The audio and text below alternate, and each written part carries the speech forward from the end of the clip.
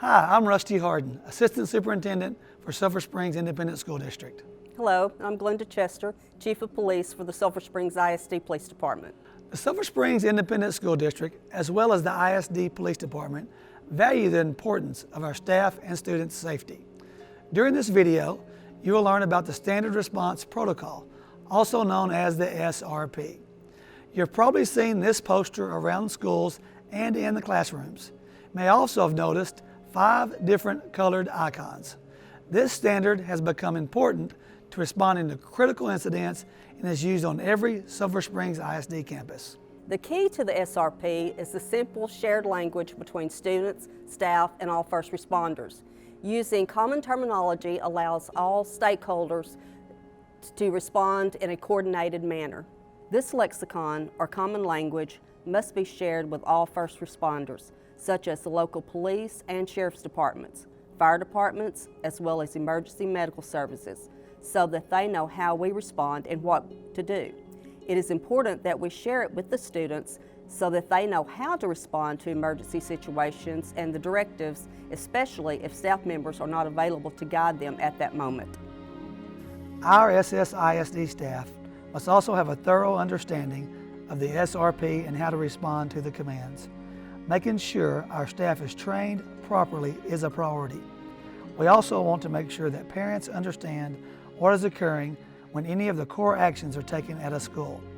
This knowledge of how their child's campus operates in an emergency situation will help minimize anxiety and confusion among the parents. The SRP is not a replacement for any school safety plan.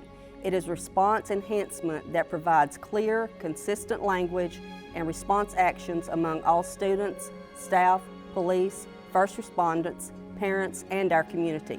The SRP consists of 5 standard response protocols: lockout, lockdown, evacuate, shelter, and hold.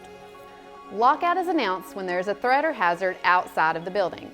Hazard or threats might include police activity outside the building or in the community, an unauthorized person near the campus, or a potentially dangerous animal on school grounds. The announcement for lockout is as follows: lockout, everyone inside and secure outside doors. The action and the directive are repeated 3 times and will be given across the school PA system and radios. When a lockout is announced, teachers and staff assigned to specific exits will check for students outside and bring them inside immediately. Lockout signs will then be posted on the exterior door and doors will be secured. Staff will make sure that their assigned exits are covered and secured. If you are outside the building when a lockout occurs, get inside the building immediately or you will be locked out. You are not to leave the building during a lockout, even if it means going to an outside classroom or another campus. The key to lockout is remembering nobody is allowed in and nobody is allowed out until the lockout has been lifted. During the lockout, normal business and teaching will continue as usual throughout the campus. Lockouts could possibly turn into lockdowns, so listening to instructions is important. Lockdown is announced anytime there's a hazard or threat inside the building. Threats can include an intruder inside the building, an active shooter, or any situation that's threatening to where you have to secure students and staff. The announcement for a lockdown is as follows: lockdown, locks, lights, out of sight. The action and the directive are repeated 3 times across the PA system and school radios. When you hear lockdown, quickly get to a corner of the room, furthest away from any door or window. Students immediately outside the classroom shall be brought inside the nearest classroom available. Staff will then turn out the lights and lock the door. If you have windows in your door, use window coverings if available. Do not slide red or green cards under the door during a lockdown. It is very important that you stay quiet and out of sight. Make sure all devices are silenced and darkened. Staff attempt to take attendance when it is safe to do so. We want to make sure we are aware of who is where during this time. Students, if there is not a classroom by you and there's a safe exit, proceed out the exit in a safe manner. If an exit is not available, then go to the nearest bathroom or closet and stay quiet until first responders arrive. Maintaining silence is a priority. If you hear gunshots, loud alarming sounds, or see someone with a gun, or see someone exhibiting violent behavior inside the school, go into lockdown mode immediately. Do not wait for an announcement. In the event of a lockdown, ALICE protocol will be used. ALICE stands for Alert, Lockdown, Inform, Counter, and Escape. With ALICE procedures, individuals have more options during this type of emergency. For example, if you hear lockdown, locks, lights, out of sight, all attempts to alert staff where the threat is will be made. If you hear that the threat is inside the front office, those in the back of the building or away from the front office will then know that they have the option to escape out of an exterior exit and go far away from the threat. Or staff may decide to counter inside their classroom and barricade their doors. If your environment allows you for safe evacuation, that may be your better option. However, if it is not, be prepared that you may need to defend yourself in the situation. This procedure gives our staff more options to take in an emergency such as lockdown. Once the door is locked inside the classroom, no one is to leave or come in until first responders unlock the door. Ssisd has equipped our first responders with access to our doors. Staff and students need to understand to not open the doors. First responders will make entrance and give further instructions and escort you out. If you hear the fire alarm go off during a lockdown, do not immediately evacuate. Evaluate the situation of actual threats of a fire near you. This may be a diversion. It is very important for your safety to be aware. Evacuate is announced when there is a need to move students and staff from one location to another. Examples of times to evacuate would be during a fire alarm. The announcement for evacuate is as follows. Evacuate to outside of the building. The action and the directive are repeated 3 times and will be given across the PA system and school radios or when the fire alarm goes off. When evacuate is announced or the alarm goes off, all staff and students should calmly and quickly proceed to the nearest exit doors or follow evacuation routes that are posted for your room. Plan to leave all bags and belongings behind. All staff and students should bring their cell phones during the evacuation. However, if your cell phone is not readily available to you, do not go back to get it or search for it. All other belongings must be left behind.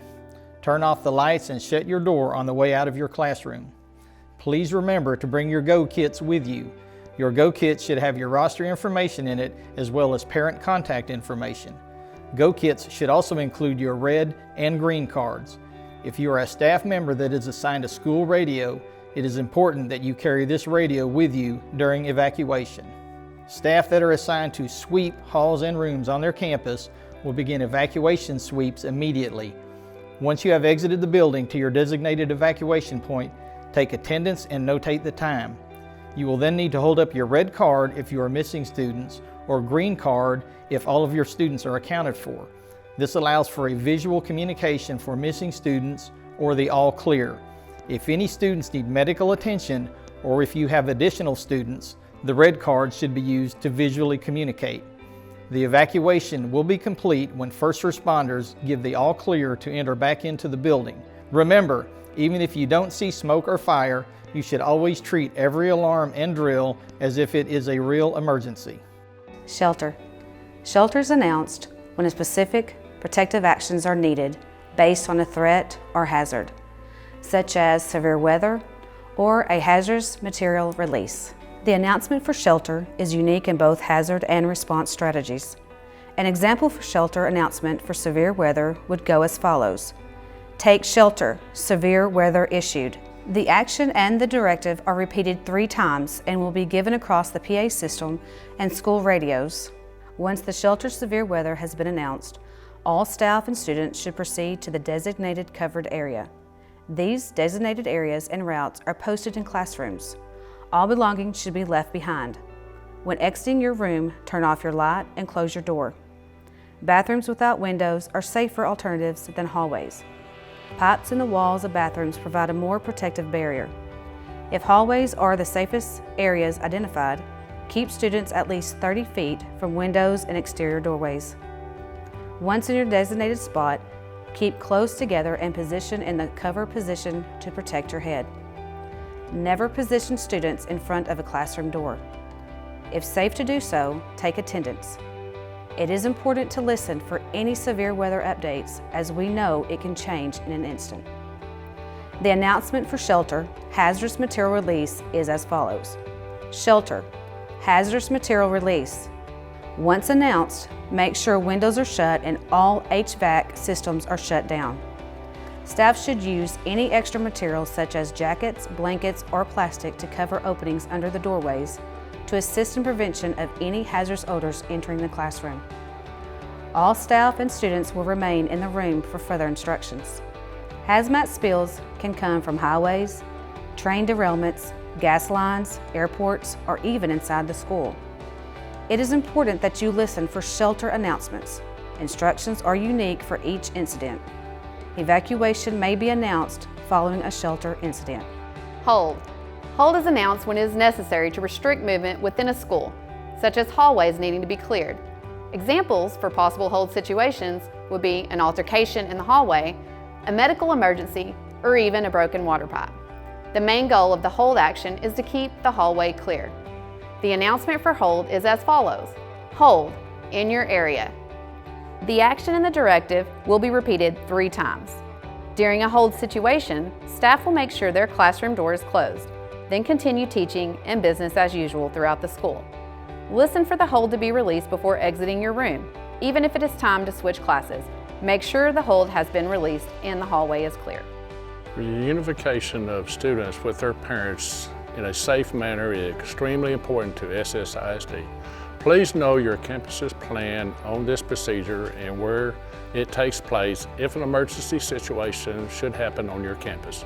For more information on the Standard Response Protocol, please refer to the Texas School Safety Center website at www.txssc.txstate.edu or the I Love You Guys Foundation at www.iloveyoguys.org or the Sulphur Springs ISD website at www.ssisd.net. If you have more questions about the SRP and your district's procedures, please feel free to contact the Ssisd Administration Department, your campus administration, or the Ssisd Police Department. Again, my name is Rusty Harden, Assistant Superintendent for Sulphur Springs ISD. I want to thank you for watching this video. Take it to heart, and again, thank you for everything you do for our district.